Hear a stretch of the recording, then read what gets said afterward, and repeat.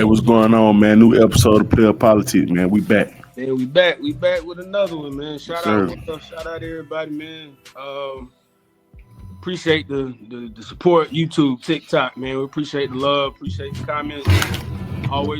Please don't forget, like, share, subscribe, tell a friend, all that good stuff. I want to start off real quick before we get into our topics. R.I.P. to Young Bleed, man. Oh yeah, man. Real quick, me and X had posted like right after the verses that Young Bleed was going through had some health issues. Yeah. He passed, I think, either yesterday or the day before. But I was happy he got his moment.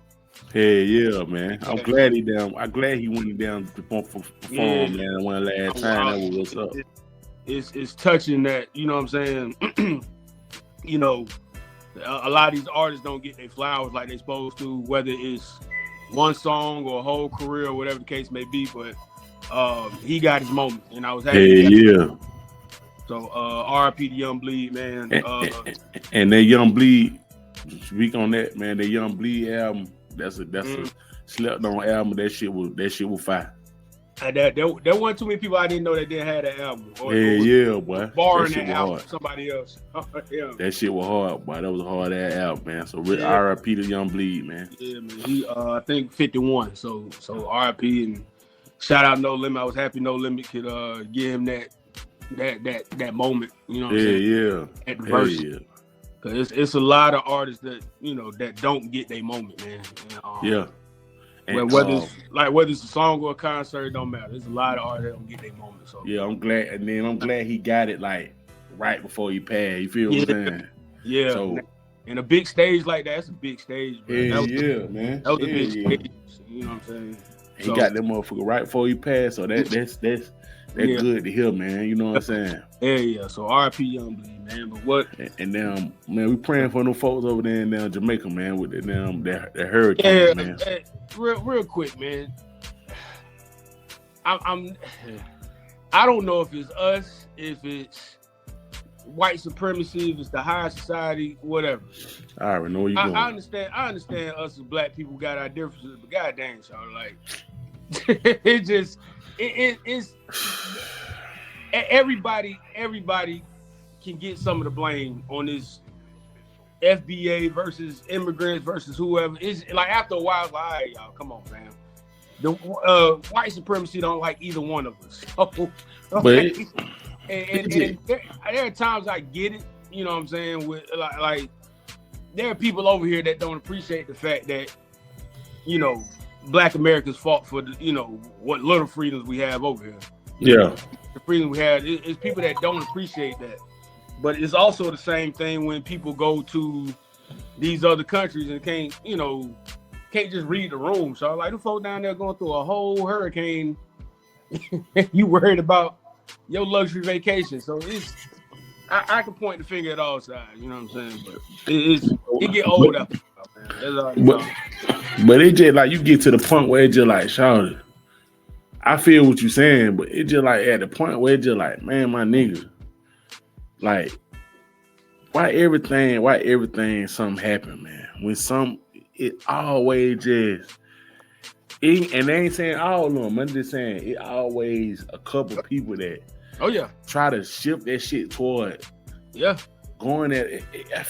I just feel like that shit just it's always something, and then a lot of times my biggest issue with a lot of this stuff, whether it be race, politics, whatever, that I've been saying it for a while. They've done a great job. Whoever they is, you can name whoever they is, but y'all know what I'm talking about. They have done a good job of making Black Americans the face of anything negative. Yeah, like we've been talking about that shit. What it is, they have like anytime it's something bad, whether it's crime, whether it's government assistance, whether it's blatant ignorance, whether it's just anything negative, anything. It don't matter what it is. They will find a way. Like about like Black people, like it is like and Black Americans in particular. Like how do we become like still? did you see? Now you sent me something about the AI thing they doing with the SNAP benefits and stuff. Mm-hmm. Like folks making fake videos. Yeah. Of black women complaining about the SNAP benefits. Yeah. And then there was a black conservative who posted it on he did a YouTube video. Yeah. And he's in the video laughing, like, see black folks mad and crying, yada, yada. So one dude made a response video to that. He said, how did you go on TikTok to find all these black folks complaining about SNAP and EBT and all that stuff? Mm-hmm. But there's a whole section of TikTok where white people are complaining about it. He said, bro, he said all you had to do was type it in. There's a whole array of they white people. But y'all wanted to go out and it's stuff like that it irks my nerves. So like every time it's black people there, I'm like, they have really done a good job of making us the face of just straight negativity and ignorance. Because I'm tell you like this, y'all, because it's so easy to do, y'all. It's easy. Like when you don't have no other route to blow up or get some recognition or anything like that. That's the easy route, y'all. Go ahead, black American. You can do that shit anytime.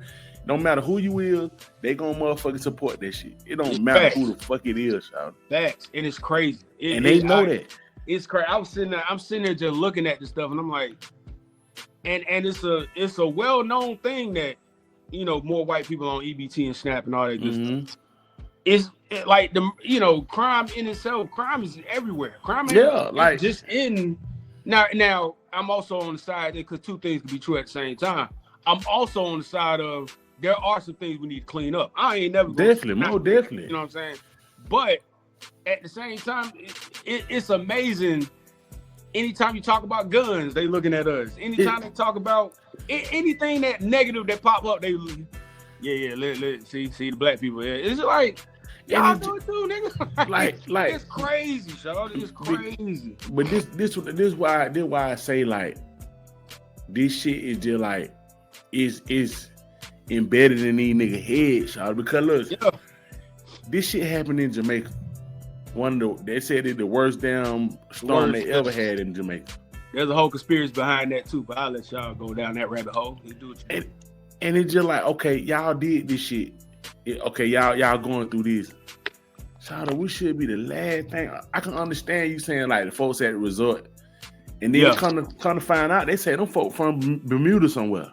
That's crazy, right? So it's just like but soon as y'all heard somebody with an accent like an American black person, it was all to go. Them niggas was cranking out them videos, and it's just like, and go ahead. Yeah. And just thinking this from a nigga who was late to the party. Like I found out about the storm and shit probably like yesterday or something like that. I'm like, damn, they messed up. And then once I see the shit. Folks ain't talking about the storm, they talking about the black American shit. They like, what nigga? What did y'all? What about the people who out their homes and shit like that, flooding and all this shit?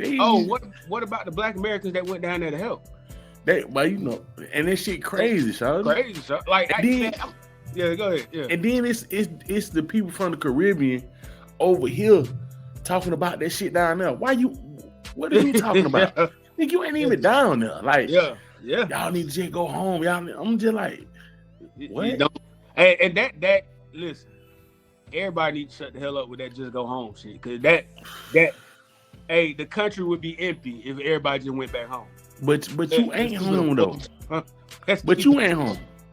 Let's keep it if everybody had to go home, the country would damn near be empty. I promise you. Nigga. I promise you. Go home empty. Like empty. But it's just like, but you ain't home though. Right. When the people need you right now, why you ain't home? Yeah. I seen one nigga with a like he was at work. He was down doing security. He was at work somewhere. Yeah. Somebody go home. It's crazy, right? Nigga, you go home. Like, it's crazy, right? That shit is just like but again, like even I was seeing a lady who was speaking about living in Africa. She had bought land in Africa and all that stuff. And she said when the folk found out she was American, the price on everything went up. Hell yeah. They said she like the land that she bought. She technically didn't own it. She bought it, and they was like, you think you buying it? And pretty much the land is almost like you leasing the rent in the land because you're still paying on it. I was like, how that work? So she was like, you can't even really make money off the land you bought. Like you can build on it, but you can't. I said, what? That shit is a scam. So I just like it was the lady talking about. She had fell into. She was like, man, I fell into the trap. The propaganda of all of we need to go back to the motherland and move home and go back and down be with your ancestors and all that shit. That she was with that shit, so she down. You know what I'm saying? She saved up, got down there. I don't forgot what she was in somewhere in Africa, and she was just like, them folk got to see your bank account. You got to have the right amount of money to even move over there, to get citizenship over there. Yeah, then she was just like, they gonna tax your ass for everything. So. Yeah, she said that one lady I saw. She said once they found out who she was, like I think she lived in a certain part, and every time she would go in that part, like she would have to pay a certain amount. Like they just because she was like everybody knew who she was because the Americans, so they were like, hey, all right, make her pay this and make. That's I was like, God dang. Hey, yeah, she was just like this shit. She was just like, I'm running out of money because it's just like I thought damn I was gonna come over here and damn be welcome and shit like that. She was just like, man, this folk. They said they roll out the for like, you know, the rich and the, you know, celebrities and stuff like that. And that's because they know they got it. But as far as like just going over there, good luck. yeah, they say them folk you gonna pay for it though. You know what I'm saying? But yeah, it's something I've been seeing ever since. It's just like, and it's like, dang, so as if we ain't got enough to worry about. You know what I'm saying? It's just like, damn, boy, like, they fight again. Let's post this on everything. Let's have these folks going back and forth. It's just like, oh my God, like if it ain't black men versus black women, it's black Americans versus other black people. Then it's bad enough that, you know, it's the government versus black people feel like it's just that's the overall. That's the last boss. You know what I'm saying? It's just like, boy, we fighting it like we fighting on the damn in a video game, man. It's just like first level. And the video game was made for you to lose. Yeah. Oh yeah. This ain't no video game where it's like you find the codes and this, that, and third you straight. Nah. This video game meant for you to lose. So. And it's a never ending game. So it's just like it don't end. So like once you finish one board, you gotta go to the next board. Yeah. And then don't forget. You don't realize you go to level 2. You beat level 2, you go back down to under level 1. You're like, hold on. Yeah. And then you didn't. Like, nah, and then you didn't actually beat the niggas in level 1. So it's just like right. You beat them, but it's just like you go to the net board. They're gonna add some more niggas onto it. So now you fighting white supremacy. You fighting white supremacy first. They saying the white people were the bad people. Okay, we find the white people. We finally them coming up all this shit. Oh no, we're gonna sprinkle a little crack in the community. Yeah. Now we got all types of white. Yeah. Now we done broke the family up. Yeah, you can't get sugar. Yeah. Like sugar too. Yeah. We done broke the family up. Like, man, I'm talking about nigga. It just like damn, boy. It's real. And I saw something too where a guy was explaining. He said, we shouldn't fall for the trap of those that get rich. And I found that interesting years ago. Because you like look at all forms of entertainment. He said they only let certain ones in. Yeah. And you know, I saw this like maybe 10, 15 years ago. Because, you know, we always celebrate our black billionaires. We celebrate people that they get their money, and I was like, hey, and we tell these folks, get your money. And as they should, because we just live in that world. We live in a capitalist society where you have to get your money, regardless of. We can be mad at whatever, but if you got the chance to get your money, get your money. You know got to get your money. Yeah, because it's better for your family, and you know, whatever life get a little easier. You know what I'm saying? Yeah. It get a little easier, but he was saying as for the whole of the community, don't get excited when this one person over here becomes a billionaire. Yeah. So that doesn't mean that we're all, you know, you made it. look at it as an inspiration. but that doesn't mean anything. There's avenues and lanes they had to get in to get that. You might not ever understand what they had to do and go through and what they still dealing with. Yeah, so he's basically saying that's not meant for everybody. He was like, and I think he had showed it's different. It's more now, but back then, if they showed like he showed the white millionaires and billionaires compared to the black millionaires and billionaires, you was like, God dang! I mean, the discrepancy was crazy. Like, yeah, come crazy. On now. Like, yeah, we're not even close. but it's just like you gotta understand, and people always try to, and that's another thing niggas try to do. Niggas try to make it seem like, oh man, y'all here y'all go with this shit. That's another thing that black people from other countries and shit like that, they love to do that shit. That's another thing they gave them. When y'all come over here, they gonna act like down there. They behind the 8 ball already, and you know what I'm saying. We ain't treating y'all like that. Y'all ain't got to deal with that. You know what I'm saying. They just bullshitting. Like and you just like when you see shit like that. When I hear and it's just like when you talk to black people and you got to tell them that. When they say shit like that, don't even. You know what I'm saying. Don't even buy into that bullshit. Cause we know what's going on, child. And I'll give y'all proof. Look at what's going on with the black conservatives that had podcasts and shows, and they got pages dedicated to Trump and MAGA and all this stuff. And now that Trump has been in office and all this stuff, they don't even need them folks no more. And these folks complaining.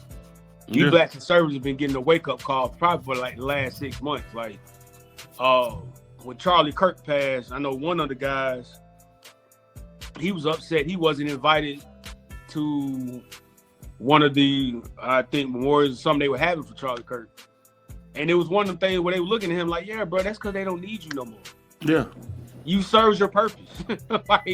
like we got Trump in office. All right, cool, bye. Like, we didn't, you not. But yeah, so they had these shows, and they're, Turning Point USA didn't invite certain people.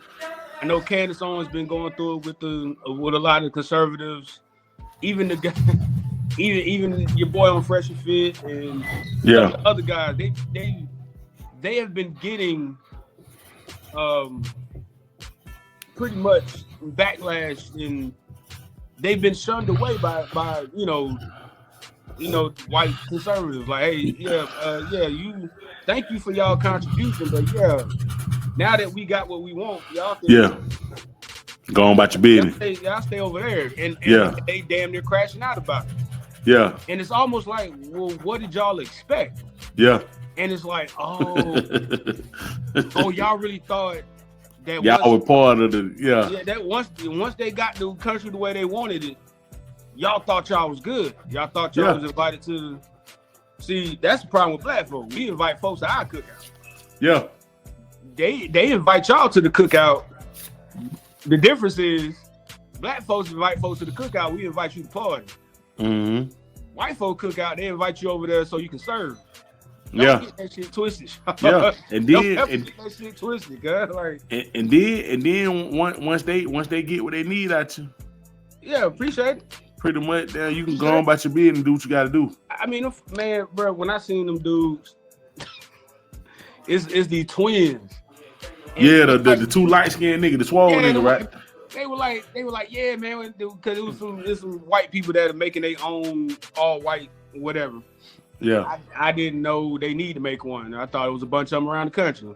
Yeah, all white communities. My bad. I thought that was normal. It's my like where they stay in and shit. Yeah, I seen it. It's like a neighborhood, and I'm like, I thought it was a bunch of all white neighborhoods. I'm tripping. I ain't know. Anywho, the dudes was like, yeah, man, hey, once you get done, maybe we can move in. That dude was like, hi, yeah, we appreciate you, but no. Like, no. But I don't understand. I don't understand why would you do that though, child. I don't understand. Like, see, that's why I be saying shit like that. I don't understand that, y'all. Like, no, child. Like, no. They were looking at him like the white guy was. He was like, oh, yeah. Nah, that's like, but like, don't. Why you making it awkward though, child? Like, no, you're not. You're not welcome, man. Like. Just because you have don't mean you can. Yeah, but see, that's what I be saying about people now. I'm like, when you just said like don't for like the black millionaire. Yeah. Like, don't expect them folk, even though you root for them folk to get their money and all that shit. Yeah. Don't expect when they get their money, don't expect them folk to give back and come back and bring you up and now, you know what I'm saying, uplift somebody else. That man, listen, man. You put too much faith in these folks, huh? Yeah, and let keep it a buck. Deep down, they don't have to. Now they don't. That's what I'm saying. Like, they don't have to. Now it's a kind gesture. You should do that shit. Like, as a black person, you should do that shit. Absolutely. But it's just like nigga trying to expect the nigga to be really them. Like, you can't expect that shit, man. Not only that, if I don't think people think about it from the lens of you become a liability if you ask for help too much. Yeah. You always got your hand out. To that person that has it, you become a liability. Yeah. And eventually they gonna have to cut you off. Yeah.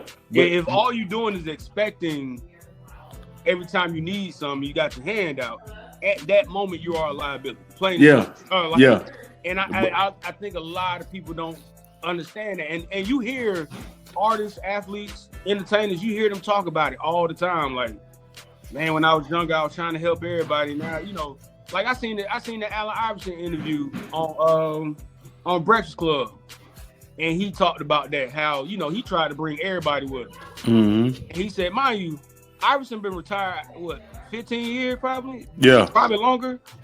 And he said some of the same people are still like, hey, bro, hey, man, you know, can you look out for me? I'm like, bro, listen, man.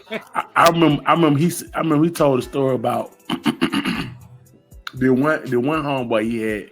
He was like, boy, that nigga just kept down getting, like, come on, kept down just fucking up before like the bread. Right. I give him some, hey, boy, I want to invest in a car wash or something like that. Yeah. I give him them 300,000, something like that. That shit just automatically just disappear. Right. You know what I'm saying? So it's just like, I'm sitting there like, he was just like, man, you know what? You know what I'm saying? I just figure like, shit. He was just like, man, listen, man, I'm gonna meet you somewhere. I'm gonna give you a suitcase full of money. This shit, I think this shit was probably like 500,000. So I forgot how much it was. Yeah. Like, man, I'm gonna meet you at this suitcase. I wipe my hands out with you, man. That's it. Man, you know what I'm saying? That's it. Right. We done. Don't come, you know what I'm saying? But he jumped at that shit. Yeah. Okay, let me. Yeah. Gave him the 500,000, so he never talked to him again, I think. And he was just like, I had to do it because it was just like, that 500,000 went net compared to how much he was gonna get from me for a lifetime. You know what I'm saying? Yeah. You know what I'm saying? That little 500,000. If I'm every damn 200,000, 300,000 here and there. Every time you add it, yeah. But then gonna be on your ass for about damn 10 mil, man. And I've heard damn near every celebrity have a story like that. And especially, I've heard them all. Yeah. And then I've even seen the ones who brought the squad with them. And I've heard people talk about I've heard other people talk about, you know, such and such as entourage and how they had to tell this person about their entourage, man. Like, hey, look, you can't take care of everybody. I remember Keisha Cole on Keisha Cole's reality show. Her financial advisor was like, hey, look, I understand your family and this, that, and the third, but if you keep spending like this on your family, you'll be broke in I think he said less than a year. This when Keisha Cole was hot shit, like. Yeah. You know, Keisha Cole go anywhere and get a show. You know what I mean? She could hop on anybody tour, all that stuff. Her financial advisor told her, he said, you keep spending like this, you ain't, by the end of the year, you gonna have boy. God dang, bro. Like, cause you think about somebody that's making, you know, artist money, and you know, you can think in it, okay, I always say with artists, when they at the top of their game, they getting like $1 million a year. Yeah, I just say like I just think of the number like that, but then out that $1 million, you gotta think about taxes and who they gotta pay. Yeah, man. So really, they getting about $500,000 to $600,000. Yeah, but you buying luxury cars and like that's bailing niggas out of jail and buying lawyers and shit. Like that shit'll drop off quick, man. Man, super quick, man. And then you know what I'm saying? niggas don't know how your pockets is for real. So nigga just think you got that bread. Nigga see you on TV and all that shit. They think you got it. Like nigga, man, these folks on here shaking their ass for this shit. Cam said that about Mace, or Mace said that about Cam. Like that was their initial falling out. Was that Cam was like, we partners, grew up together, yada, in the streets together, whatever. And Cam said, I thought he had it. Yeah. And Cam was like, Mace was like, bro, I never really had it like that. Like what I was getting was just what what you saw on TV is not what I had. You know what I'm saying? Yeah. And they said that was their initial issue, that Cam thought he had it, and Mace really did. You know what I'm saying? But Cam had to get into that position to see, like, shit, boy, the nigga didn't really have it like that. You know what I'm saying? And it's just like, you got to think about this shit, so you got to think about, okay, them niggas on tour shaking their ass for their bread, right?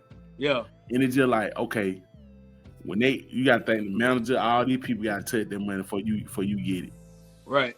And then now you got to take care of your bills and your family. Right. And a nigga wants you to down just, hey, boy, shit, boy, I need down 10,000 right here.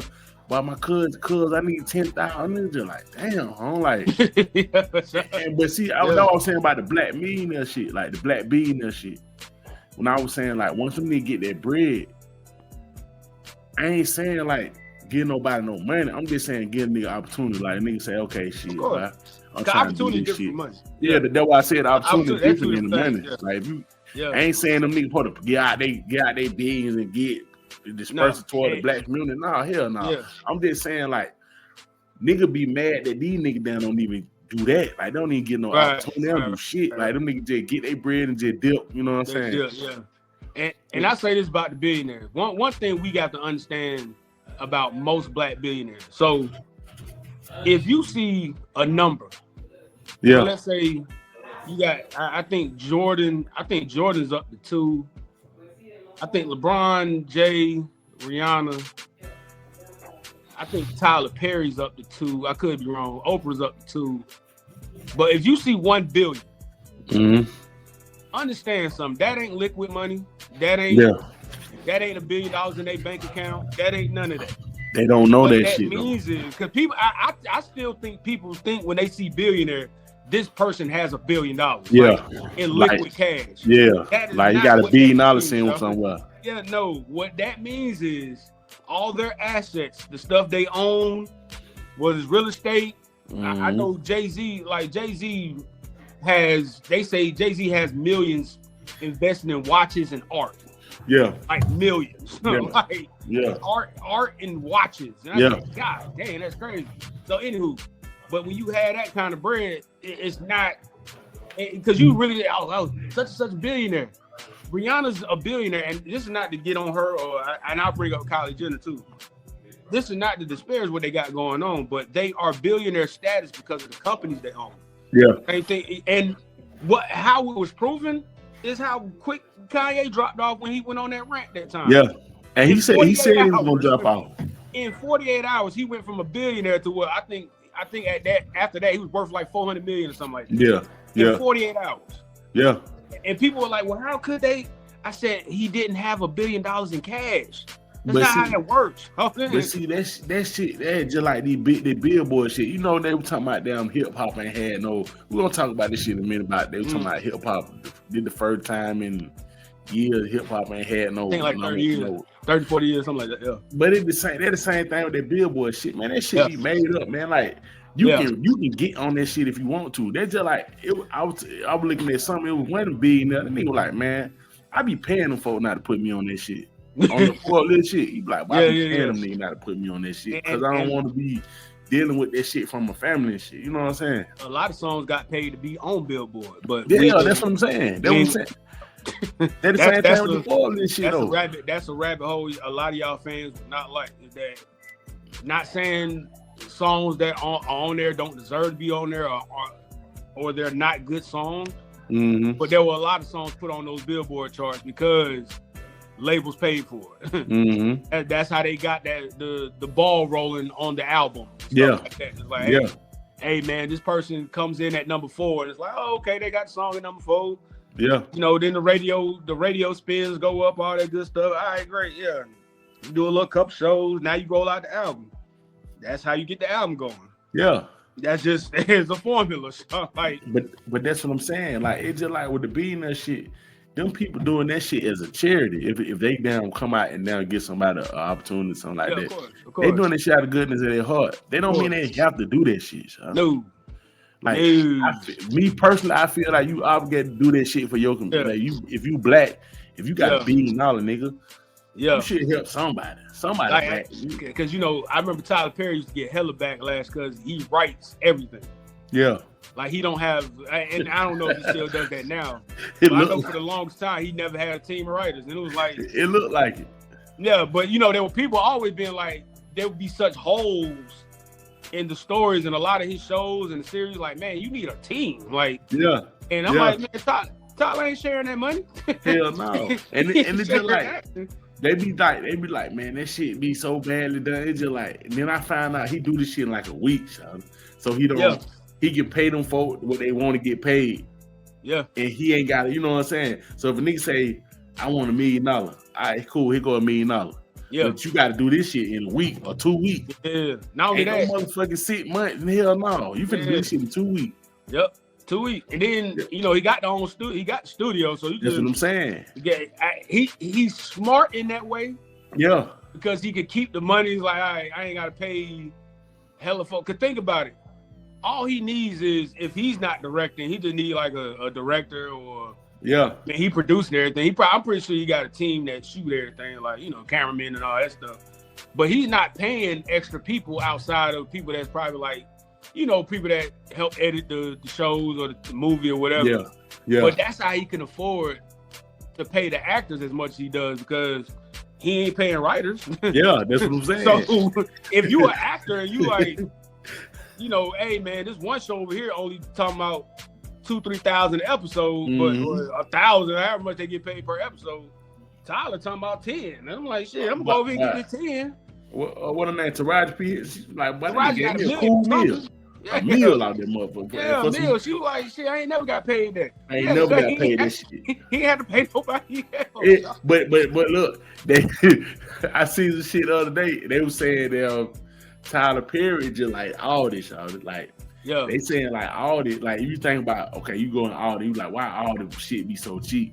Yeah. They was saying they broke it down. He was like, nigga, I worked at all. He's broke it down. He said, okay, but if you go in there, you go in the Audi, you can put the quarter in the buggy and get the buggy. Yeah. And then you plug the buggy back up, you get the quarter back. Yeah. So they don't need bus boys. They don't need buggy boys and shit. Niggas down to go be get the buggies and shit. Yeah, that's true. They don't need them niggas. They don't need them out there bagging shit and them getting the buggies and shit. Ain't no plastic in that motherfucker. And he said ain't no bag, so ain't no use for no buggy boys and shit. You gotta bag your own shit. Yeah. Then he said you gotta think. He said, man, you ever notice when you go to Audi, the damn cashiers and shit, them niggas be moving so fast. Yeah, cause they ain't got bags nothing. You like you know it ain't them. You don't see them probably like 2 cashiers a piece at that motherfucker, and them niggas be moving fast as hell. He was just like, when you go to Audi, them niggas already tell you, hey, boy, you better be moving fast in the motherfucker. If you don't, your ass out of here. Ain't no self checkout in the motherfucker. Ain't no self check, ain't none of that shit. Yeah. Get your shit. I'm gonna throw this shit right back in the bucket, and you go over there to that little what's name and bag your own shit. Yeah. So. Yeah. Now that cut all the costs, and then he was just like, and then all their product come from Germany. Yeah, I heard. Yeah. So he was just like, they ain't got to worry about them, the damn factories over here and all that other bullshit. Ain't no real middleman. Yeah. So that's why that shit be hit or miss. Like you like, man, this shit take good. This shit don't take good. But it's a hit or miss because just like this shit come from Germany. So he was like, they cut the cost down so they can pay their people so much money. Yeah. They said them niggas get paid good at Audi. Yeah. Work there. So it's just like, I heard who was the other one? Lidl? Yeah, the same shit. Same shit. Well, Whole Foods are more expensive. So yeah. If you can shop at Whole Foods and Trader Joe's, shout out to you. But they see that's how they get their money because they like also, we gonna cater to the. Yeah, you also gotta look where them places at. Sprouts. That's what I'm saying. We gonna cater to the folk with some bread. Yeah. I ain't mad at it. The Publix used to be the same way back in the day. A lot of people don't know. Yeah. They did not have Publix in the hood like that. Yeah. Long time ago, Publix was not in the hood like that. You remember black people thought they were down better than somebody because they shot their Publix. Nigga, who you telling, bro? Man, them niggas like, why y'all shot their Publix? Nigga, you're not better than me because you willing to pay $5 for milk. I'm sorry. For real? You're not better than me. Hey, but until I went in the Publix, I thought that shit was down like, okay, but these niggas down, this high price shit. Nigga walk them up who need to. Hey, I did the same thing from Kroger. Yeah, shout out to Mom Deuce, man. She put me on game years ago. She said the only time you should go to Publix if they do buy one get one free. Yeah. Other than that, she like, don't go. That shit a waste of money, man. Yeah, you gonna be spending and I've done it. I've been in Publix and I seen the price of they noodles in there. I'm like, y'all got me fucked up. You got me fucked always up, man. Always. I go to Big Bell before I go to Big Bell. I go to Publix, buy one if they do buy one get one on certain stuff that I know we use. Yeah. And then I ain't gonna front. They desserts. Yeah, all that shit, sandwiches shit to be A1. I will pay $7 for that slice of tiramisu. Yeah. I don't do it often, but I indulge myself every now and then. Yeah, man. But yeah, man.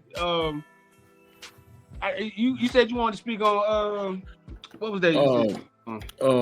I want to talk a little bit about that damn they talking about ain't no rap in the damn Billboard. Now they screaming down, is rap down going out of style? Is that shit is gonna be y'all want to like I'm like, what y'all getting at, man? It's not. Let me say this. It's gonna be a gift and a curse though. Yeah. Because over the last few years, an artist hasn't needed anything but a studio and a computer to put out music. Yeah. And if that, you know what I'm saying? If you know how to record music in your own crib and you know how to upload it, you don't need a record label. You don't need an A&R. Yeah. You don't need it. And if you know how to produce your own music, even better. Yeah. Because you don't need nobody at that point. So, yeah. And think about it. I will give credit to Soulja Boy for this. Not saying he was the first, but he became one of the biggest stars off of doing that. You know what I'm saying? He brought that shit to the internet. Yeah, he brought it to the internet. He produced his own stuff. Yeah. He produced it, he wrote it, he put it out. You know what I'm saying? And that ushered in an entire wave, like the way J Prince, Master P, and them ushered in having your own label and putting out your own stuff, not needing a major. And then, even with Birdman with the 80-20 split on distribution with a major, they ushered in something new for all these other record labels to get the same kind of deals and all this stuff. Rockefeller, Rough Riders, DTP, Grand Hustle, so on and so forth. When Soulja Boy came along, it was like, hey, I don't even need y'all niggas. I'm just about to. I can do this. I'm just gonna throw it on the internet and go straight to the people, my fans. Yeah, straight to my fans, y'all. And then, same thing with Tory Lanez had cracked the code right before he went to jail, where he had a straight to consumer product where he made like $1 million off of that, whatever album it was on, something like that, whatever. So I say all that to say that the gift was that anybody could get in the game off of their own merit, doing their own music, such and such. Yeah. The curse was a lot of these people ain't seasoned. Like they just ended just doing it. And there are loose ends that need to be tied up. There are things that need to be polished, so on and so forth. So the game has been this way for so long that now it's like it got to the point where and the fans in a way too, because like I saw a bunch of people when the news story came out. Yeah. Well, it's because Drake lost the battle. And I'm not bringing up the battle. I don't even want to talk about that. I'm so sick of them niggas with that shit. Oh, man. I'm sick of them niggas with that shit. I don't even want to acknowledge that. But what they brought up was that, and I think this is as much as on the fans as it is on hip-hop in general. If you felt like you had to funnel everything through one artist, then hip-hop was on the downslope anyway. Exactly. Like, but that shit ain't true, though, son. Yeah, but if you felt like, if every artist, because they, And a lot of people were saying this. It wasn't even just folks on the internet. It was industry people, probably anybody. It was like, oh, well, you know, all these artists, you know, they got a good look from Drake. So, and it was like, forget Drake, forget all this other stuff. My issue is, how did we let it get to a point where music had to be funneled one way to get to the masses for it to have an appeal? That's sad, because there was never a time in the 90s and the 2000s especially, you could be from anywhere and put music out and you were straight. It didn't have to be funneled through anybody. Like, but this what I'm saying. Never time for that. You know what I'm saying? This what I'm saying. Even with the Drake shit, but other than radio, yeah. Even with the Drake shit, they claiming now everybody funneled the shit through home, man. Like if you know good and damn well, Drake didn't jump on the shit until you were going upward. Right. Drake didn't put Drake. If that the case, everybody on here, his label would be motherfucking platinum then. That's facts. That's right. It don't make sense. Right. No, it don't. But I only brought that up because that was one of the many arguments. But I've been saying it for a while. There's one NBA young boy right now. There's not a bunch of them. You see what I'm saying? If that way was working, it would be a bunch of NBA young boys out here. You know what I'm saying? But there's only one. You know what I'm saying? And but then you can't make that. You gotta feel that shit. You know what I'm saying? But I'm saying, like, now we're in a spot where young boy has his following. Mm-hmm. It's a big following. He's doing on his big tour. Yada yada yada. The other only big artists that are out, whether you think they're on the downslope or not, whatever. You still got Drake, Cole, and Kendrick. You still got Future. You still got Travis Scott, Tyler Creator. And then you got all the OGs coming back. But the OGs are coming back just for their fan base. You got the OGs like are not trying to take over.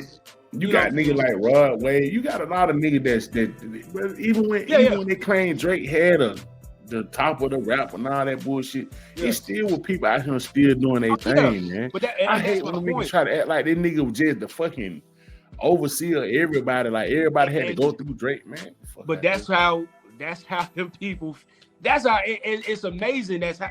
But I said that say. It's amazing that if that is the case to a lot of people, that's sad, because hip hop has never had to do that. It wasn't like when Jay-Z was the top guy that everybody had to funnel through Jay-Z to be something. It was never that way. It wasn't even that way when Wayne was the top guy. Not everybody had to get a Wayne feature or funnel through Wayne to get some type of recognition as a solidified artist. I just hate that top guy shit. Like, me too. My nigga, it's never made sense. This is a full damn range of shit. Like, you can do what you want to do. But that's what this era did. Yeah, that's what I'm saying. Yeah, this what this era did. That even I think towards right before the battle, and then even in the midst of the battle, and everybody I'm sitting there like, is this it? Like, you know what I'm saying? Like, I'm like, there's, especially nowadays when there's so much music, there's way more music out than it ever was. Man, like, you can go, and it's a lot of good music. So. It's a lot of good music. It's a lot of good music. So I know I be kidding about that shit. Yeah, but now, and I've said it too. Now, I think Ray Dames and a few other people are like, oh, well, these kids are worried about going viral. Well, hell, that's what the fans want. Yeah, it's not just the artist. The artist, as an artist, you're only going to do what's going to get the attention. Yeah. So if the music ain't popping, but the antics that you're doing on the internet, think about it. Tekashi 6ix9ine was big not only because of the music, it's because of the antics. The music went shit. The music went shit with him. Like, Tekashi didn't make no amazing records where you was just this shit like one of the greatest songs of all time. Like, now, and granted, he got his fans, cool, but it was the antics. Like, same thing with like Blueface and Blueface is known not because of his music. Let's keep that shit. He a whole rapper, and don't nobody even like. Man, like you niggas like that though. So I don't really. Right. I say they rappers, but I don't say they musicians. So like they're not in it to rap. They're not in this shit to rap. Like what they mean to Tekashi. That nigga not. trying to be no rapper. And trying to but do all the I'm other saying shit he's doing. Yeah, but that became a thing in the internet age where it was like, okay, especially social media, yada, where it was like, oh, let me, okay, at the same time I'm doing this, let's put out this video, let's put out this stream, this, that, and the third. Yeah. And now think about it. The biggest thing you can go on is a Casanat stream. It's no longer Breakfast Club and like, granted, if you know, Breakfast Club is still a top spot and Button Podcast and all these places. But when artists really wanted some visibility, they hey man, see what Kai doing. If Kai doing one of the big streams, we gotta go. I'm just talking from somebody who like music. Like I love music. I want to listen to music. I like listening to new music. I like listening to old music. I like listening to music. Like some of these niggas be listening to this shit just for like a little backdrop. Like, oh yeah, I listen to that shit if it's in the background. Yeah. I'm doing something else. Right. Now, I'm talking about the niggas who really like listening to music. They're like, okay, some new music coming out, I'm gonna listen to it. Right. Them niggas don't give a fuck about that if this nigga went on Casanat stream or whatever the fuck went. Like, but that's what I'm saying. That's the niggas that be on tour. Them niggas be on tour for 2-3 years now. Yeah. And that's why they rich. They don't care about that bullshit. Like that little bullshit that them niggas be doing, like all that exposing people. And that's not news to me, Shawty. But that's always been the back and forth between what we would call mainstream and underground.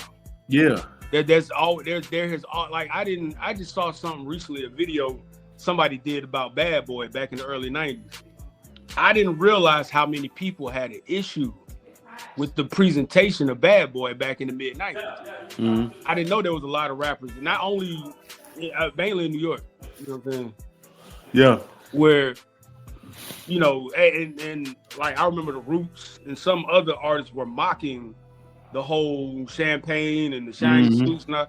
Like they were mocking that because they were like, man, this ain't what hip hop's supposed to be. But Diddy looked at it like, hey man, you know, and he blew up off of it. Let's keep it a buck. And but allegedly too, Biggie wasn't the biggest fan of it either. He was just like, hey, you know, this is what we doing, yada yada. Of course, Locks was not a fan of it. But there's always been that kind of separation of mainstream underground. Like how mainstream should hip hop be?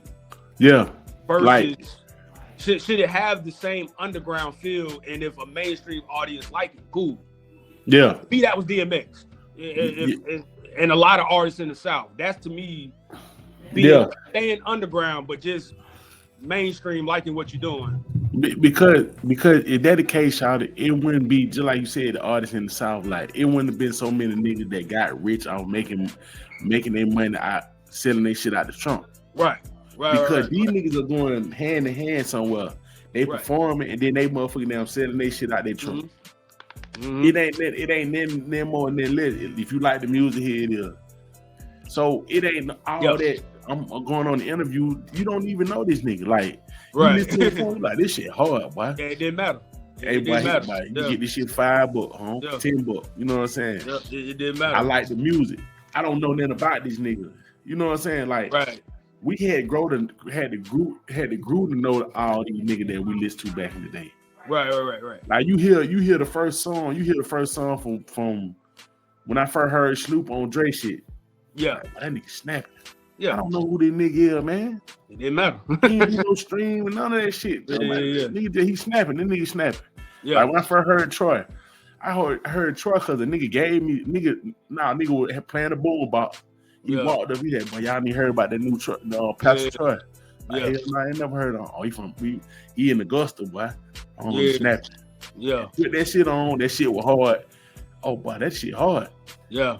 I don't know nothing about the niggas, y'all. They did that, but I think that's my point too. That the nature of the game has changed to where a lot of people want, especially young folks, they want to see the personality of the person before they even care about the music, and it's the weirdest thing ever. Like I think they're finna go out of style though. Oh yeah, that shit. Well, nigga gotta know everything about you. That shit finna go out of style. Like they want to like nowadays. They want to see your swag. They want to see who you messing with. They want to see. Yeah, it getting played out.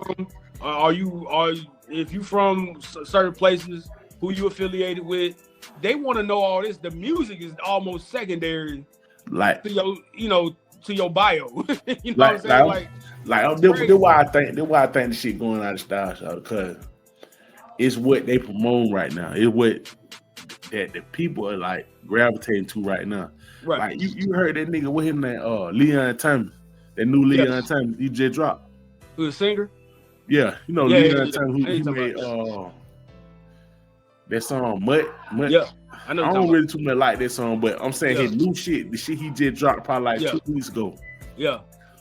This nigga is like, it don't sound like nothing. Like it don't sound like nothing on the radio show. I've always heard that about him. Yeah. Like his shit don't sound like his shit sound like some shit from like Earth, Wind and Fire type shit. Right. And I'm listening to the shit. I'm like, damn, hold down. Yeah. It's all good. Yeah. but damn, he was it's like that shit like that. Them niggas went promoting that shit. Right. That's about the record company and shit. Right. Like that musician shit. You gotta actually know how to fucking play this shit. Like sing and put. And when I found out home, he write the shit. He down play the instruments shit like that. I'm thinking like he damn near Prince with it. That's what I'm saying. If you hear the shit, that's just like the shit I sent you on the radar shit with them niggas looking like Mara Day in the time. Hey man, shout out them boys. I forgot them niggas. That shit hard, y'all. That shit is fucking hard because it's just like now. I feel like niggas get tired of this shit now. What I said was, and I said this was gonna happen when this was right after COVID. There were a bunch of what I would call punk rock rappers. Yeah. And all they were doing was festivals. Like these dudes, the music wasn't your typical hip hop, yada yada. Granted, the fans, they had mixed fans though. It wasn't like it was just black, white, whatever. Mm-hmm. They fans were mixed, but they fans were young. You know what I'm saying? And it was just a little way, like even with somebody like Tease Touchdown and it was a lot of these artists where I was just seeing, I was like, oh, this shit might be the new wave right here. Where it's not a particular genre, you know what I'm saying? Yeah. It's mixing. Yeah, they rapping, but it's the music is a mixture of like a punk rock element with it might have some beat and 808s to it and stuff like that, but it's a feeling you get, and I'm like, this is gonna be, and I always thought too, I'm like, man, black people doing rock music gonna come back eventually. But that's how some type of some form of rock. You ain't gotta be heavy metal or nothing, but like when I seen Shawty, when I sent you that on the radar shit, and I seen how he made some old school Prince type sound shit, some damn Rick James sound and shit. Yeah, he made this shit sound like it is now. Like right. It still sound like updated. It don't sound like. It sound old, but it don't sound like all the way old. So it sound like he put his own spin on this shit. Yeah, I'll give him this credit. It's the lyrics. If you listen to the words to the song, it was like, I'm talking about some like new nigga shit. Like, you know what I'm saying? That's what I'm saying. That Yeah. What made the shit so hard, because if he was just saying like from that time, like, okay, y'all just a group down there sound like the old shit. Right. I'm trying to find this dude. My bad. I'm trying to find a name on here because them dudes trip me out. Because I said the same thing when I said, because when I seen them when they first started, I'm like, oh man, these niggas now trying to be like motherfucker with the more day in the time, nigga. Hey, the song was on point though. Then the song, I'm listening to the song like, but this shit jamming, y'all. This shit jamming. Leon Knight and D Wayne. Okay. Oh yeah. See, that's what I'm saying. Even like the names and shit, like Leon White and D Wayne. But see, not Dwayne, D Wayne. D Wayne. But that's what I'm saying. When shit like that, when shit like that hit the motherfucking mainstream or something like that, that shit gonna flip everything over now. And I'm gonna tell you, this is how you know too. I went in the comment section. Guess who the first person who was in the comment section? Willow Smith. Yeah. That's what I said. If you know Willow's audience, and that's what trips me out about music, is that we looking at Billboard. Yeah. There's a whole nother audience of people that listen to music and don't know nothing about this. And shit, they don't give two shits about it. Don't know nothing about it, and it's just like to me, and I think we're a part of this shit too, though. I think we part of the group, just like, I don't know what the fuck y'all got going on over there. And that's what I forgot the guy who was speaking on it, because he was speaking. He looked at it from a whole other standpoint. He was like, hip hop was never supposed to be on Billboard in the first place. That's what I'm saying. Like, and mind you, the first time I saw the Billboard Awards, hip hop wasn't on there like that back in like the late 90s. Like the Billboard Awards was a pop thing. But see, that's what I'm saying. Pop. It's a pop. Even like we didn't care about Billboard. Like, even the keeping record of that shit is some pop shit. Cause just like, if you think about what Billboard is just all my fans gonna show y'all that we love their music and we been buying this shit. Yeah, it ain't about based on what they said. Yeah, it ain't no about. I'm saying that's the original. That's the original reason for this shit. Right. Now they don't make that shit somewhere you can boost your rate and not boost. You know what I'm saying? Now that artists and fans use it when it benefit them. So if a lot of people, their favorite artist is on there, or a lot of artists they like is on there. See, you doing well. But if an artist they like it ain't on there, it's like Billboard don't, Billboard they fucking with. It's the same thing with the Grammy shit. One, like they're the same thing with the Grammy shot. They just like, all right, you gotta pick one. Like the Grammys, when it benefit them, I'm a Grammy nominated, Grammy award winning artist and shit like. So a nigga like, okay, well, they fucking with him, so I guess he down. But it's just like, you got niggas like the Weeknd like, nigga, I never go to the Grammys ever. Yeah. I never do that shit, nigga. And he just basically saying like, nigga, I don't need your validation to damn make my music. I don't give a fuck about y'all, nigga. Not only that, bro. If you can sell out a tour, who gives a fuck about any of that shit? Arenas, nigga. I sell out stadiums, nigga. You think I care about this shit? That nigga went to motherfucking new South America and sold out that big motherfucking Coliseum where the West name at. Yeah. 3 nights in a row, shout. Yeah. Come on, man. You think I give a fuck about no damn Grammy, nigga? But that was the point. I forgot who that was. It was an older rapper from the 90s who said that. It might have been either KRS or Mos Def, one of them. But they were just like, hip hop was never supposed to be a mainstream on Billboard thing in the first place. He like, you got to remember, hip hop started out as a rebellious type genre of music. It was go against the status quo. It wasn't meant to be. We weren't supposed to be fitting in and all that stuff, But see, that's because that's where they came from. You feel what I'm saying? Right. Like, most definitely all them niggas came from that era where, you know what I'm saying? It gotta be like, it's some underground shit. We came from the era. We grew up in the era where, like, P like, nigga, I'm finna motherfucking use my music to make me a business man. You know what I'm saying? Yeah. I'm finna run a business off of my product. You feel what I'm saying? Well, I think the South was the same way in the sense that early underground hip hop was everywhere else, was that we just doing it for the people that fuck with us. But see, I'm saying like, saying with P, but I'm saying just the average, your UGKs and your 8-bar MJGs and a lot of them, we doing music, of course, to make money. You ain't trying to be broke. But I don't think it was ever to be mainstream either. You know what I'm saying? I don't think 3-6 and 8-bar were trying to be mainstream. But see, I was saying like, if for like what Mo Def was saying, he ain't supposed to be on the Billboard. That because them niggas wake up in the morning, put their clothes on, and now I'm finna go battle, and I'm finna be the best. I'm finna go to this block over here. I'm finna freestyle against this nigga, and I'm finna be the best. Right. And it's just like, that's cool and all, but it's just like, is nigga listening to your music, or they just hearing you down do all that freestyle shit? Oh, I would low-key disagree with that because I guess because of the region too. Because up there, like in New York, they got they got fans and all this stuff. Like they got their fans too. But that's the way he's saying it, like an underground type, lyricist lounge type rapper. You know what I'm saying? I kind of see it the same. I'm just saying I see it as the same thing, just a different. The way we look at it in different regions, but I think it's all the same thing. Like what I'm saying is.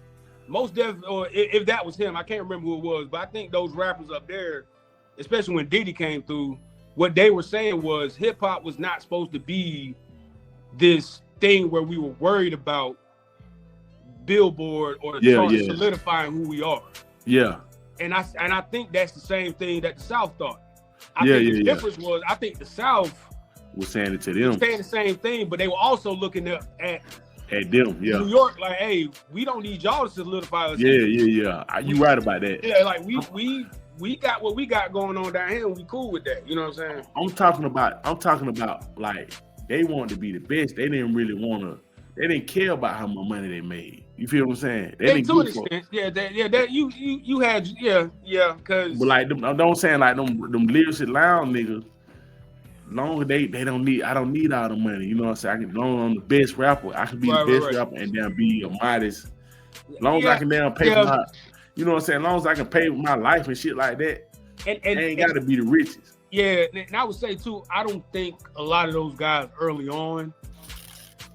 I mean, because Run DMC and LL Cool J blew up like a motherfucker. I ain't talking about them. I'm talking about like that early 90s. Like the Rockets record, like Pharaoh Munch and all them niggas. Like the niggas who be in the lyricist line freestyling all day. Like, Apache Cafe type. My metaphors, all that shit stuff. Them niggas want to be the best rapper. Like they want to have the best balls and just. Because I put them all with I always say them with Erica and Jill Scott and Common, and there's just that niche of like. But see, Common them, they neo soul. Like I'm talking about the underground rappers, the battle rap niggas, the niggas who want to go somewhere and battle rap and shit like that. They really didn't necessarily. They wasn't the same as P them. P them wasn't trying to motherfucking go somewhere and freestyle with you. Oh no.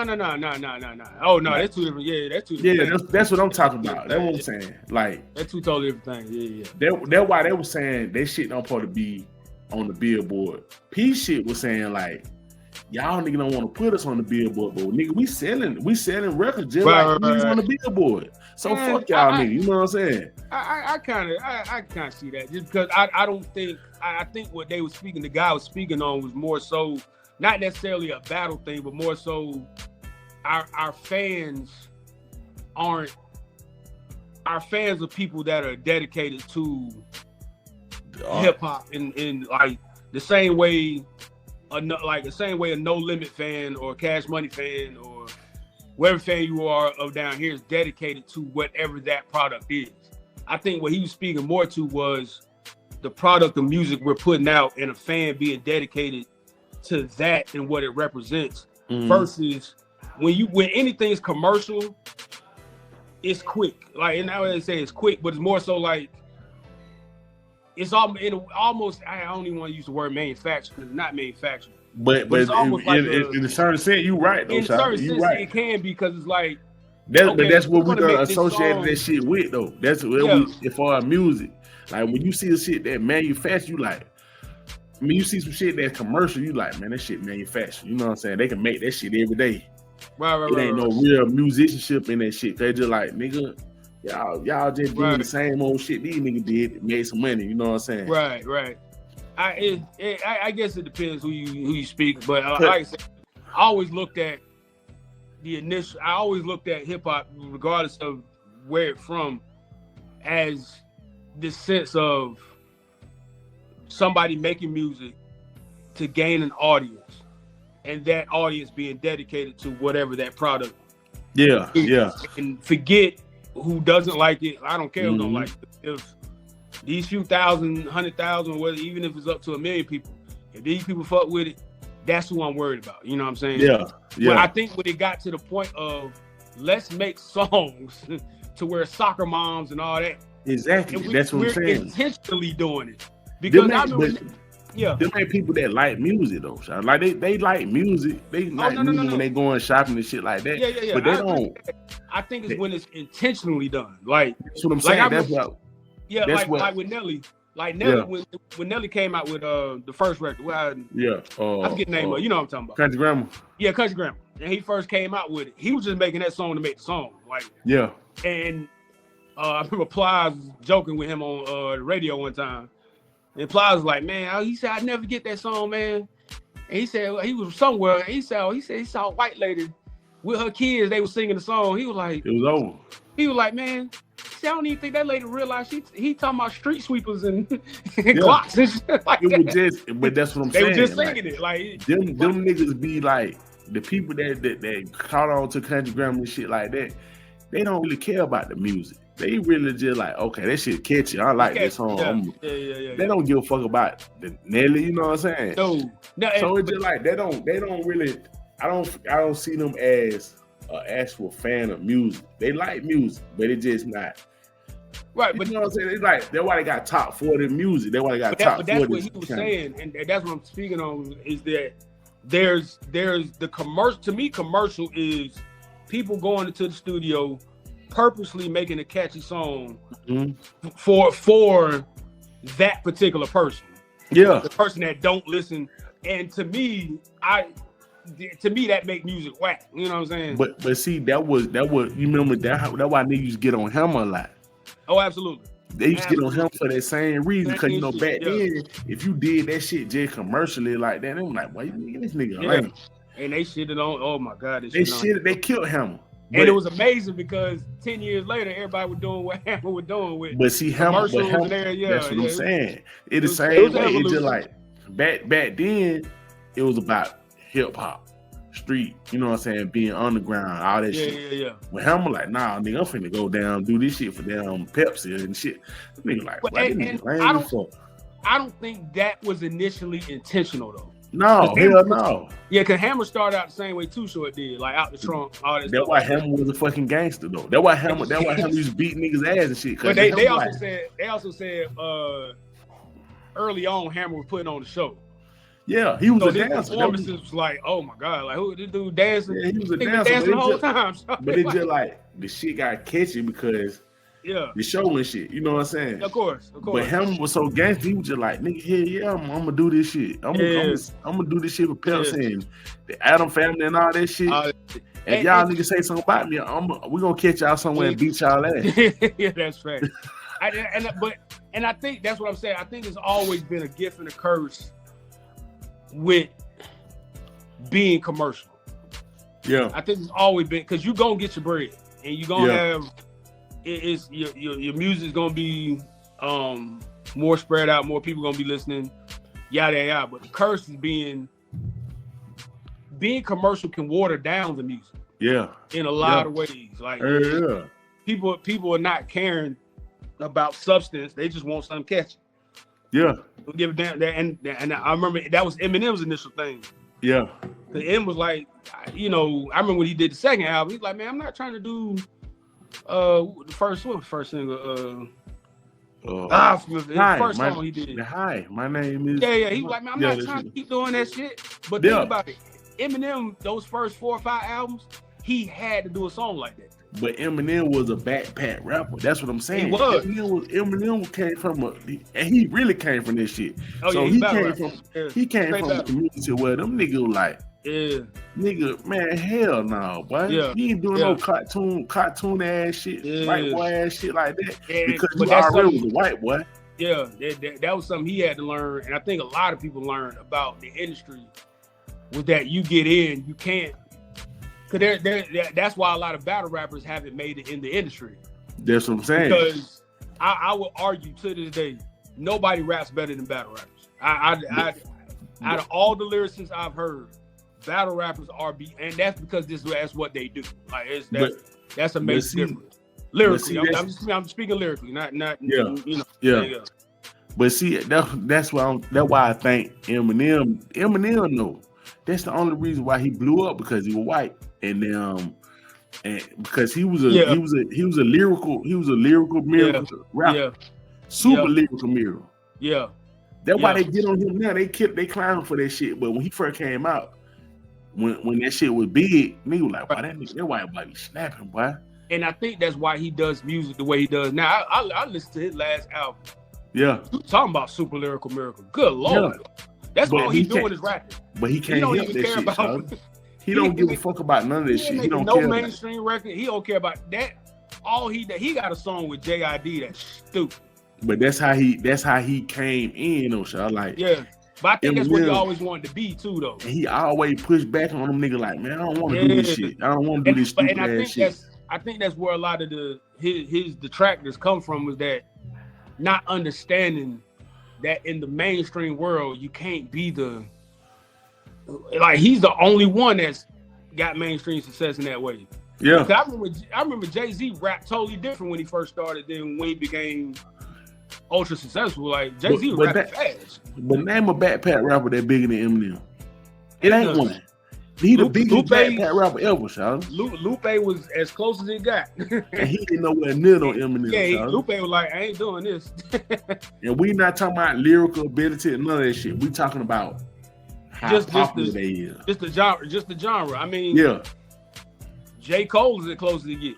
That is j.cole ride the fence. Modern time, j.cole, yeah. j.cole ride the fence because j.cole Kendrick like too, technically. Kendrick, in the West Coast version, Kendrick would be considered that too. So if you like, okay, if you talk about a backpack rapper, you would say, I say Eminem, Kendrick. You think Kendrick bigger than Eminem? Not yet. That's what I'm saying. So I say, and the only reason I get him over Kendrick because he white. So I would say, it's Eminem, then it's Kendrick, j.cole. I put Lupe up there. Lupe, because at first I was gonna put Drake in that shit, but Drake, I don't think Drake was a backpack. I don't think he was no real backpack rapper like that, man. I would have said Kanye. Yeah, but that's mainly because of who Kanye rolled with. Yeah, but technically Kanye was considered a backpack rapper when he first came out. He was, but he talking about he really wasn't no backpack rapper. Yeah. So it ain't really, that shit don't really count. But it's just like them niggas. I'm talking about the niggas who embrace that shit. The super lyrical guys. Yeah. Most Def probably like that. Common niggas like that. Him to lead. Common, nah. Yeah. That's it. The Roots. The Black Thought from the Roots, but he part of a group, so they don't care. Yeah, that's what I'm saying. So it's just like after that, it really ain't a lot of them. It's still they still got a fan base. They still got people that listen to their music. So it's just like absolutely. So they don't say that Billboard shit don't really fucking matter, man. Like that shit be just made up, man. And I'm gonna tell you why it threw me off the whole Billboard thing. Cause I'm sitting there, I was like, man, I remember the Billboard Awards. That used to be for the boy bands and Britney Spears and them. And Michael Jackson and shit. Not even Mike. This was like when Billboard, I mean, of course, the charts. I'm just talking about like when they had the Billboard Awards. Yeah. That was a NSYNC, Backstreet Boys. But that's who dominated that shit. Britney Spears, that was, and who like the top rock guy, like Korn and them, like, no, that wasn't even Korn. It was like Sum 41 and all them. Yeah. That was like their awards. Oh, not even Sum 41, probably like damn. Green Day and Green Day and some shit. Green Day. Who the three dudes that Travis Barker was part of? Blink 182. Blink 182. Yeah. And the only rappers that would be there was like Nelly. Yeah. Nelly. Nelly. Eminem. And maybe Busta Rhymes or some shit. Yeah, Busta Rhymes. Like maybe like so.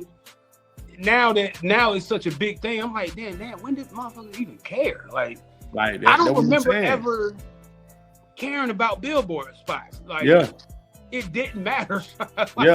It never mattered. Like, especially when the music we were listening to, like when Jeezy came out, you didn't go look at his spot on the charts. Like I said, well, I'm gonna keep saying that shit. Like, man, who Jeezy, like I said, I'm gonna keep saying that shit. When Jeezy came out, these niggas hated that shit. Yeah, in Wayne's run, when Wayne was on that run, didn't nobody give two shits about what took Carter 3, niggas didn't give a fuck about Lil Wayne. Even when Carter 3 came out, I didn't get the album and then say, hey, let me look at the Billboard charts, see where he at. Nigga, I had the album. I don't give a damn about Wayne. Who care about that, Sean? So but Carter 1, we were saying, boy, this shit fucking hard. Why that nigga Wayne going stupid on this beat? Man, I ain't listen. That shit didn't go nowhere near the Billboard. I don't even know what that shit ever made the Billboard. And that's the conversation I would like to have with a lot of the industry people, not the ones that work for the labels. I'm talking about like, you know, your E-Bros, your academics, your Greg Streets, and all them. Yeah. I'm like, did y'all really, be honest, did y'all really even pay attention to certain people's spots on the Billboard charts, or did you pay attention to from a radio standpoint, people that were requesting the songs? It's all who was going to the shows, the labels. Like when did we ever You know the label was down. You remember Billboard used to have a paper. Yeah. I didn't know a magazine. They used to have a magazine. Yeah, man. I would look in it, and there was a couple times I looked in it. Now, mind you, we got out into the mixtape streets and what's popping.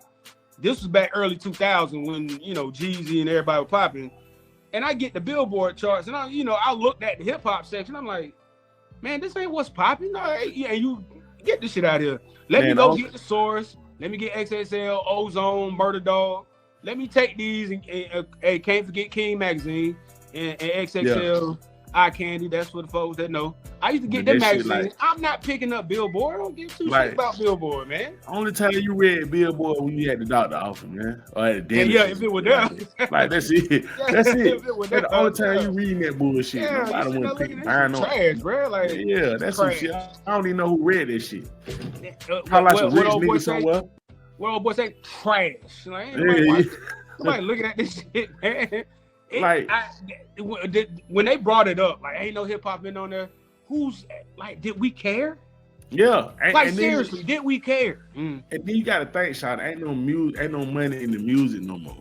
So that's a whole other.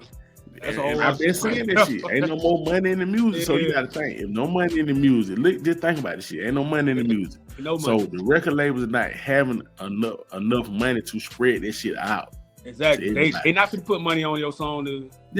When I can go get this little white girl who did the channel. Saying, she did drop a little song for a little 14-year-olds and 15 and 13-year-olds and shit.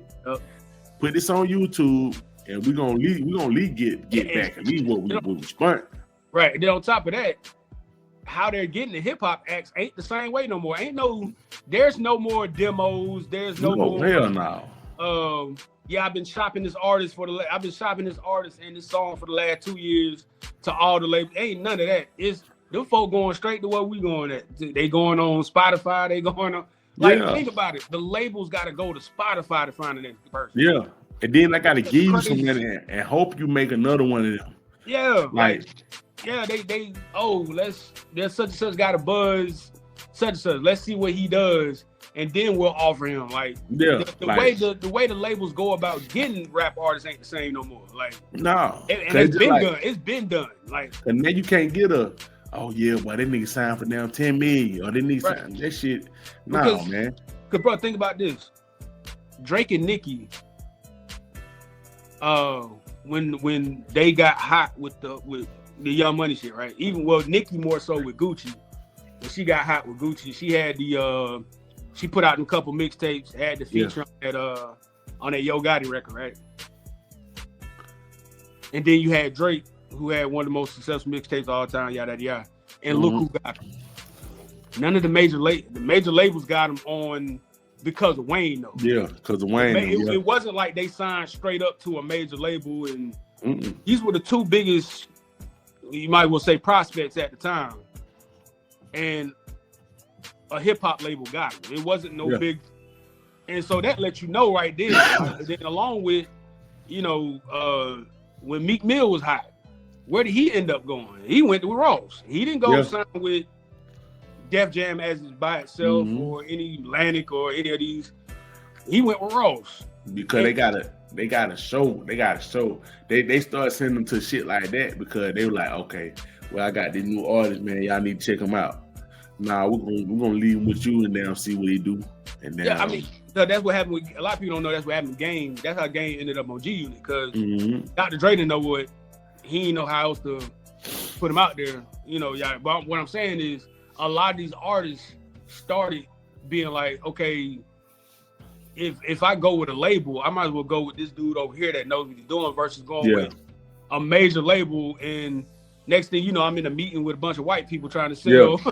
You making a song with damn motherfucking damn. Hold on, and like you got an artist, and this is no disrespect to Swiss Beats, but you got a Southern artist, and you like, yeah, man, we're gonna put you with Swiss Beats, and it's like, wait, what? Hey, hold on, bro. And this is no disrespect to Swiss Beats at all. No. It's like if there's a dude from Macon, Georgia, who got two of his homeboys as his producers, and this is why you heard of him in the first place. Why would you go put him with? Why? But see, they want to put him with a bigger Western man because they think they're gonna get a bigger sound. Hey, you remember when they did that with Gucci? Yeah, but I was just about to say that, Charlie. Hey, do you remember that song? Exactly. Man, I hate that song, Charlie. Exactly. I hate that song he did with T.I. I hate Bring Him Out. I hate Bring Him Out, Charlie. I think that one of T.I. worst songs, Charlie. Oh, that and then one he did with Gucci, trash. Well, I hate this shit. Pastor Troy with Timberland. Yeah. That come to find out, that song was meant for old girl, Miss J. That's what it should have been for. And they were like, man, we need something for Pastor Troy because he's. And then have his first album on Universal was his old shit. And that shit was hard, but that Universal was amazing. Was hard. Fuck, it was amazing. Yeah, and I'm like, why would you put that song with all the other? That shit don't even sound like that shit fit with the song with the album. It makes sense. That shit sounds stupid. Like, but that one, Charlie, I'm telling you, that song he did, that song Gucci did with Swift Beat, one of the worst songs I ever heard in my life, Charlie. When I heard that shit, I said, Charlie, why is Gucci doing this shit, man? He did 2 of them. Yeah. No, he did 1. Nah, he did one. He did that with Gucci time. But that song he had with Usher and that song he had with Usher. Oh my god! I don't know why I like that song, Charlie, but I feel cool, what you're saying, Charlie. I'm not convinced Gucci wanted to do that record. Hell I'm not convinced, Charlie. I'm not. You can't convince me Gucci wanted to do that song. Hey, look, and then man, so fat, man. They were talking about that shit. Gucci like, man, listen, man. I got mad at the record label for forever because of what they made me down do that Swift Beat shit, Charlie. And he said, "Well, I hated that song." I said, "I know you did." I heard the shit. I heard it in the voice when he made the shit. Yeah, man, boy, that shit was trash. And every time, here's the crazy part: the beat was dope, just not for Gucci. Man, I didn't like the beat. I hated the beat. I hated the hook. What? No, the hook was terrible. That shit was horrible, Shawty. I'm sitting there like, what the fuck Gucci doing, man? And I'm sitting there, I'm like, this is not meant for this. Like, who thought this was a good idea, Shaw? Cause he was like, man, I told them folk my single part of being that song he did with Trey Songz. That beat it up. That part of it, and I'm like, everybody in the club playing that shit. That was a Gucci song, Shawty. And he said he was like, "Well, I hated it." I heard that shit. I said, "Shot, what the fuck Gucci doing?" And before, I don't want nobody getting twisted. That is not a shot at Swiss Beats because I love Swiss Beats. Yeah. But it's certain. It's just certain. Hell no, Shawty. Certain formulas ain't gonna work. So like I've seen that several times where I'm just like, nah, fam. I just hated him and T.I. too. Like they Bring Him Out. I hate this song. Shawty. I wasn't the biggest fan of Bring Him Out. I ain't gonna front. I wasn't the biggest fan of it. I hate this song. Shawty. Yeah. I always thought T.I. shined more. And he snapped on it though. Yeah, of course. But I always thought T.I. shined more with his own. Yeah, with some of them other guys. Like just like the same way with Gucci and Zaytoven and some of them, Cause you gotta think Jeezy and Shawty Red. Nah, it's just certain people who's like, nah, Cause you gotta think, Shawty, the hits on that album right there, Shawty, that had Bring Them Out. Yeah. You didn't need that shit, Shawty. No, you really did. It was one of those, like, I could have seen it as a promotional record. Like, okay. And that's kind of what it was, because that was the first single. But it was just kind of like Gucci don't even perform Gucci Time. Hell no, that shit sucks. You talking about a forgotten song, so like, that shit sucks. Don't nobody even bring it up in his catalogs. Like that shit was trash as hell. Like I got a Gucci playlist. I don't even think I put it on there, fam. Matter of fact, I know I didn't, because I was just like, this song is, oh my god. This shit was on Urban Legend, so I did just like, Shawty, you could have did. I hate that song, Shawty. Oh, Bring Him Out. I hate this shit. Like it wasn't my favorite. Like I'm trying to think. Now, Urban Legend wasn't one of my favorite albums from T.I. either, personally. Yeah, you didn't like Urban Legend. It wasn't high on my list. I like trap music. I think T.I. versus T.I.P. What was the one after that? I think T.I. versus T.I.P. was my least favorite. Okay. Yeah. I like the Urban Legend though. To me, Urban Legend had that You Don't Know Me on her. Yeah, to me, trap music with that one. Me personally. Yeah, trap. To me, I don't know. I think Paper Trail with that one. Yeah. But I think I feel like I was just like, man, like Yeah. I hate when they do that, shot. I hate when they get an art and they try to, and they try it. They did okay. I remember it with Gucci. I remember with T.I. I'm trying to think who else they did it with. I don't remember them doing that with Jeezy. Had a Timberland record, but he ain't put it out as a single. But she had a chain by the time Jeezy got here. Yeah, she had a chain. I'm trying to think who else they Luda, cause Luda had songs with He was more commercial though. Yeah, he was a little more commercial. Off rip too. Off the rip, yeah. I'm trying to think what other Southern artists. Cause everybody else like 3-6 always did 3-6 shit. Yeah. Trick Daddy always did Trick Daddy shit. Oh yeah. Him and Trina, they always did their own type of music. They never really. And man, listen, next episode we gotta talk about. We gotta get Tricky Flower, man. I think people be down bullshitting on Trick Daddy, man. Yeah, that people that this generation only know him for Love and Hip Hop. They tripping, but yeah, man, I gotta get the hell on, man. But, hey, bet it up, man. But listen, man, we'll be back, man. Y'all folk down. Stay listening, man. Hey, listen to some music. Whether you like it or don't like it, learn to love it because it's the best thing going today.